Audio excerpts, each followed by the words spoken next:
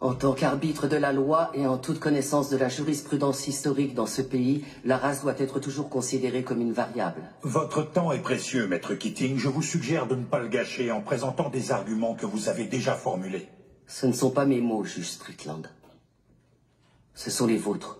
Vous les avez écrits en 1985, dans le verdict de l'affaire Bryant contre la ville de Topeka, concernant la clause de protection égale face à un système d'attribution de logements sociaux.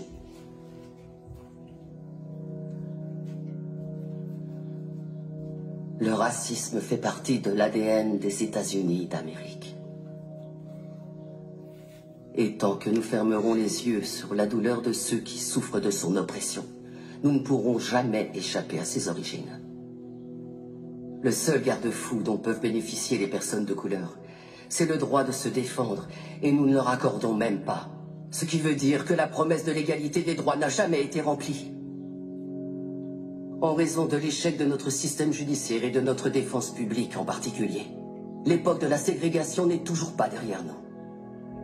L'époque où les lois ont rendu illégal que les Noirs et les Blancs soient enterrés dans le même cimetière, où on catégorisait les gens en carterons ou en octavons, où on punissait un Noir parce qu'il avait demandé des soins médicaux dans un hôpital pour Blancs. Certains prétendent que l'esclavage est révolu. Mais allez dire ça aux prisonniers qui sont parqués dans des cages et à qui on dit qu'ils n'ont pas le moindre droit.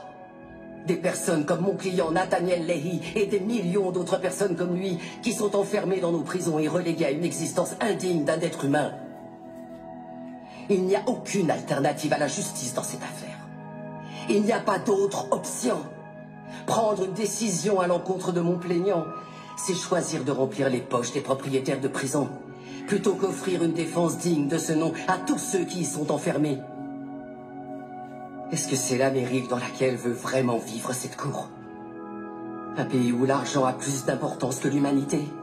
Où la criminalité est confondue avec les troubles mentaux?